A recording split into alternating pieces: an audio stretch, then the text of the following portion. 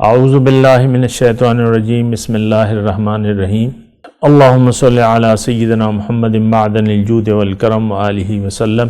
سامعین و ناظرین اکرام، السلام علیکم ورحمۃ اللہ وبرکاتہ۔ آج کا ہمارا موضوع یہ ہے کہ ایمان باللہ کا مطلب کیا ہے۔ لیکن ایمان باللہ جو ہے، ایک تو یہ بات نوٹ کر لیں کہ ایمان باللہ مرکزی نقطہ ہے، یعنی ہماری کامیابی کا مرکزی نقطہ ہے۔ اور قرآن میں اگر آپ دیکھیں تو یہ لفظ بغیر کسی تفصیل کے آتا ہے کہ اِلَّا الَّذِينَ آمَنُوا، پھر وضاحت نہیں ہے اس کی، جو ایمان لائے۔ تو اور بعض جگہ وضاحت بھی ہے کہ مثال کے طور پہ لَيْسَ الْبِرَّ أَن تُوَلُّوا وُجُوهَكُمْ قِبَلَ الْمَشْرِقِ وَالْمَغْرِبِ وَلَكِنَّ الْبِرَّ مَنْ آمَنَ بِاللَّهِ۔ اللہ تعالیٰ نے فرمایا قرآن مجید میں سورہ بقرہ میں کہ نیکی یہ نہیں ہے کہ تم اپنا رخ مشرق یا مغرب کی طرف پھیر لو، اور حقیقت میں نیکی یہ ہے کہ تم اللہ پر ایمان لے آؤ۔ وَلَكِنَّ الْبِرَّ مَنْ آمَنَ بِاللَّهِ، تم ایمان، بہرحال یہ دونوں لفظ آتے ہیں، اور آخرت پہ ایمان بھی آتا ہے اور رسول پہ بھی ایمان، یعنی قرآن میں یہ پھر تفصیلات آتی ہیں، لیکن عام طور پہ عام طور پہ جو لفظ استعمال ہوتا ہے وہ صرف ایمان کا لفظ، یقین۔ ایمان باللہ بہرحال یہ اہمیت ہے اس کی۔ ایمان باللہ کا مطلب یہ ہے کہ اللہ پہ یقین۔ اللہ پہ یقین کا مطلب کیا ہے؟ قرآن کا ایک خاص مطلب ہے، یعنی عام نہیں ہے کہ بس ہم مانتے ہیں، اللہ کو مانتے ہیں، ہمارا اللہ پر ایمان ہے۔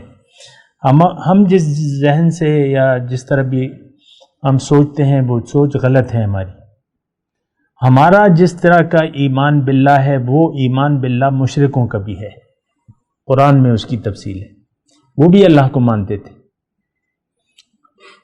اور لیکن اللہ کے ساتھ شریک ٹھہراتے تھے، اور وہی ایمان باللہ ہمارا بھی ہے۔ ہم بھی اللہ کو مانتے ہیں لیکن اللہ کے ساتھ اور معبود بھی ٹھہراتے ہیں، شریک ٹھہراتے ہیں۔ وہ پتھر کے آپ بنا لیں یا نہ بنائیں، لیکن بہرحال اس کی میں ابھی تفصیل نہیں کرتا، لیکن میں یہ کہہ رہا ہوں کہ ایمان باللہ کا مطلب یہ ہے کہ آپ اللہ کو یعنی الہ واحد تسلیم کر لیں۔ الہ واحد ہمارے کلمہ طیبہ کا یا اسلام کا بنیادی جو رکن ہے وہ کلمہ طیبہ ہے، لا الہ الا اللہ محمد رسول اللہ۔ اور قرآن میں اگر آپ دیکھیں تو یہ بہت تفصیل سے ہے، وَإِلَٰهُكُمْ إِلَٰهٌ وَاحِدٌ، تمہارا معبود ایک ہے۔ اگر معبود اللہ کو آپ نے بنا لیا تو آپ کا ایمان باللہ ہے، لیکن اللہ کو معبود واحد نہیں بنایا آپ نے، تو اس کا مطلب یہ ہے کہ آپ کا ایمان باللہ نہیں ہے۔ ایک سادی سی بات ہے، زیادہ اس میں کوئی پریشانی والی بات ہے نہیں۔ اب معبود کا مطلب کیا ہے، لا الہ الا اللہ کا کیا مطلب ہے، یہ بھی جاننا ضروری ہے۔ دیکھیں اس کی میں مختصر الفاظ میں آپ کو تفصیل کر دوں۔ اللہ تعالیٰ نے ہمیں بنایا ہے اپنے لیے۔ کس کے لیے؟ اپنے لیے بنایا۔ ہم اللہ کے ہیں اور اللہ کے پاس تیاری کر کے واپس جانا ہے۔ یہ دنیا کیا ہے؟ یہ اللہ سے ملاقات کی تیاری کی جگہ ہے۔ یہ بات بھی نوٹ کریں اچھے طریقے سے۔ کوئی بھی سوال ذہن میں آتا ہے تو آپ پوچھ سکتے ہیں۔ دنیا کیا ہے؟ یہ اللہ سے ملاقات کی تیاری کی جگہ ہے۔ اللہ تعالی ہمیں اپنے پاس بلا رہا ہے، اپنا قرب دینا چاہتا ہے۔ متقی جو ہیں وہ اللہ کے دربار میں ہوں گے، اللہ کے پاس ہوں گے، پھر وہاں آپ کے اعمال اور درجات کے حساب سے آپ کو دیدار کا موقع ملے گا جنت میں۔ تو رب کی ملاقات رب کا دیدار، اور تیسری چیز کیا ہے؟ رب کی ملاقات، رب کا قرب الہی، دیدار اور ملاقات۔ اب یہ تینوں چیزیں ایسی ہیں جس کے متعلق ہم سوچ نہیں سکتے اس وقت۔ کوئی ذہن میں آتی ہے بات کہ یہ کیسا معاملہ ہوگا؟ حضور فرماتے ہیں تمہارا کیا حال ہوگا صحابہ کو کہ جب روز قیامت تم اپنے رب کو کھلی آنکھوں سے دیکھ رہے ہوگے۔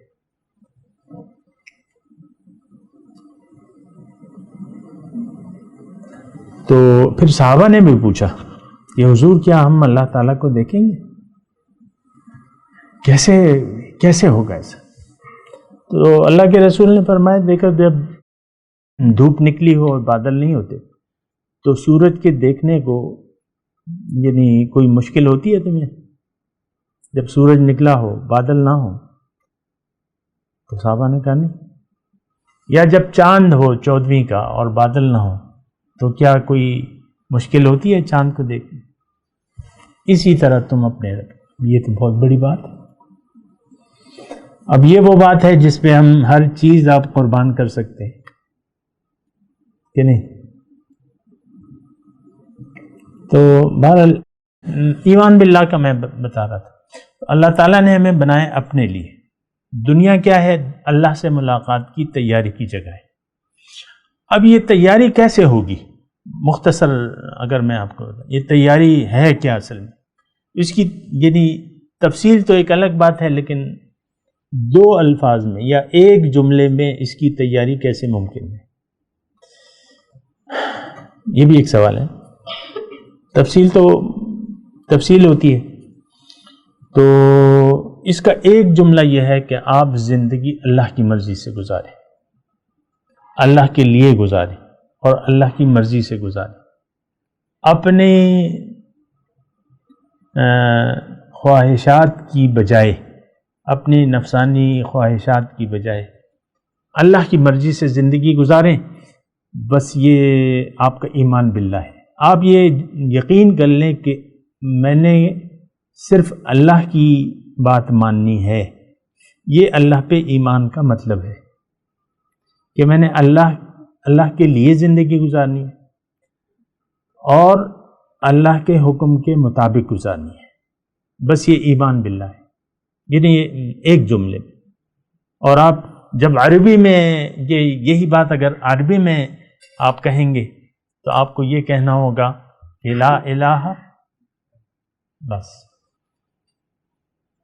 اور پھر اس کی گارنٹی تو حضور صلی اللہ علیہ وسلم دیتے ہیں، من قال لا الہ الا اللہ،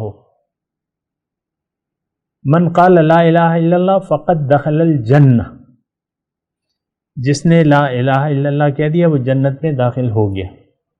قولوا لا الہ الا اللہ تفلحوا، کہہ دو کہ لا الہ الا اللہ تم کامیاب ہوگے۔ تو بات یہ ہے کہ دیکھیں مختصر بات ہے، اللہ تعالیٰ نے ہمیں پیدا کیا ہے، ایک اور طریقے سے میں آپ کو یہی بات کہہ دوں، اللہ تعالیٰ نے ہمیں پیدا کیا ہے اور اس کے بعد ہمیں اختیار دے دیا ہے، ہماری منزل ہے، ہمارا مقصد ہے۔ باقی تمام مخلوقات کی پیدائش کا ایک مقصد ہے اور وہ مجبور ہیں کہ وہ مقصد پورا کریں گے، ہر ایک مخلوق۔ مچھر کاٹے نہیں تو وہ مچھر تو نہیں ہوا، گائے اگر دودھ نہ دے، شہد کی مکھی شہد نہ بنائے، آپ سوچ سکتے ہیں کہ شہد کی مکھیاں ہیں لیکن شہد نہیں بنا رہی، تو وہ مجبور ہے۔ انسان کو اللہ تعالیٰ نے اپنے لیے بنایا ہے لیکن اس کو مجبور نہیں کیا، ہاں اس کو بتایا ہے پیغمبر کے ذریعے۔